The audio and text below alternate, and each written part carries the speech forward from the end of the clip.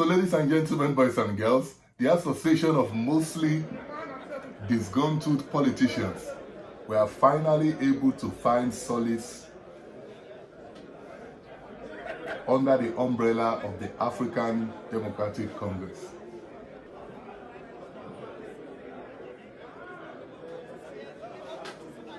So I guess we can now safely say the alleged plan for a one-party state is now officially dead, at least for now.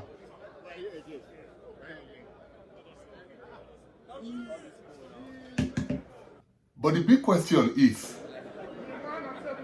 can this present crop of politicians unseat President Tinubu? And how do they plan to regulate their ambitions and big egos?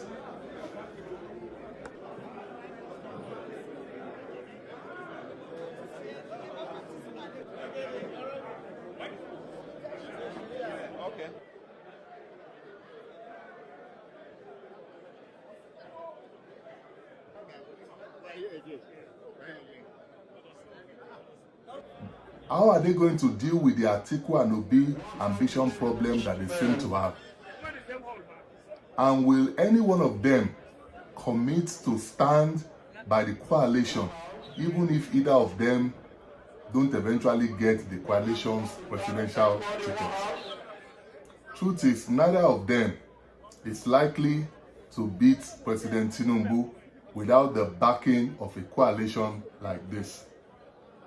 And that is why we have been hearing both men lately saying things like promising to be a one-term president. May I have the pleasure? Peter Obi being the latest aspirant to say that. The thing is, I personally don't believe anyone who says he wants to be a one-term president in office.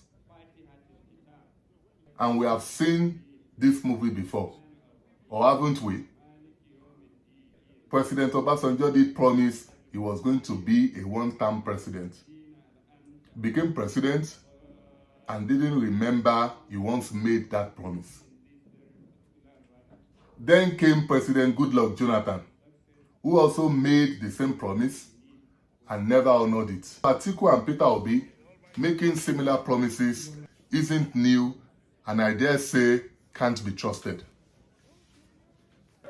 So it will be interesting to see how all of this pan out in the coming days and months. But the Dino Melaye just showed us why this coalition might be doomed to fail. The battle to salvage this country from economic cankerworms and political scavengers is a battle of no retreat. No retreat. We are going to march where we need to march. We are going to protest where we need to protest. We are going to resist where we need to resist.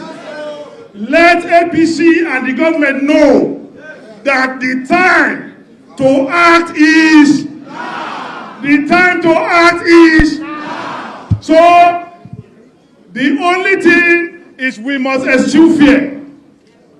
We have no other country to call our own but this country. Let us begin to ring the bell of justice. From local government to local government. From ward to ward. From polling unit to polling unit. From state to state. When you have your Melaye, put the flag of ADC there. When you are selling your Conseil de Doya, put the flag of APC there. If you have a petrol station, put the flag of APC there. If you are selling to APC, I will be living in the Shaitan regime.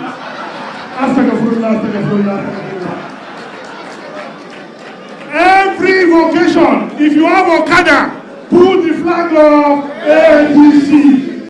Now, if I've been fair to him, any one of us could have made that kind of mistake. And that is why INEC needs to take the kind of issues raised here by Rufai Hussaini very seriously. A couple of things I'd like to talk about is the fact that thank you, Rufai. People that use proxies to register political party that might be in pre-existing political party, because we're already seeing trends. ADA, for instance, We're already seeing multiple folds of ADA and multiple shades. And we know the game of people using proxies to register to be able to disrupt or have an input in political parties. Is there a screening mechanism at which that will be done? Now, the interesting thing, you've hit a very interesting point, Rufai. There are actually 3 ADAs on the list I saw that It's even published. 3. There's AADA. Okay. It's 3. There's AADA and 2 ADAs. Okay. When we want to say it's ADA, then that's ADA. There are 2, but they have different. Those are the acronyms, but they have different names. By the way, these are just the similarity of acronyms, but it may confuse. The interesting thing is that the law says that you cannot register an association if it has a similar logo or a name with an existing political party. But it doesn't say anything about 2 political associations having similar names or similar logos. If you look at the list, obedience, there are two political associations that have obedience in their names. Now, the other one, I don't know. Yes, I don't know what INEC is going to do about the other one, because those are acronyms, but they have different names. Which one came first?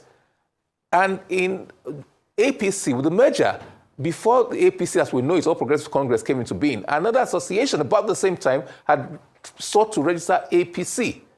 So there was a conflict, and I think that was eventually resolved. Yes, so it's not new. It's something that we've had in a process. There is supposed to be a filtering mechanism. I guess INEC will now do an honest broker in this sense and talk to both associations and say, look, we have 2 of you. The law says that we cannot register you if you're so similar to one. You should not confuse the public. Already, if half of those get registered, it's going to be a problem. People say your ballot paper will be like a toilet roll because there'll be so many political parties and you wouldn't even know. People get confused. So INEC can call them associations together and say, we have this challenge. One of you may have to go back and see whether you want to have a change of name, or you leave that discretion to us to say, no, your name is too similar to this other association. This other association has met all other criteria. We're going to register them. But if all the equities are equal, if both parties or the 2 or more parties meet the criteria for registration and they have similar things, then a decision has to be taken about that. There's no precedent that I know of regarding that. And we certainly not only have an ADA or ADA problem. So if we are not careful, the green problem might be the next ADA.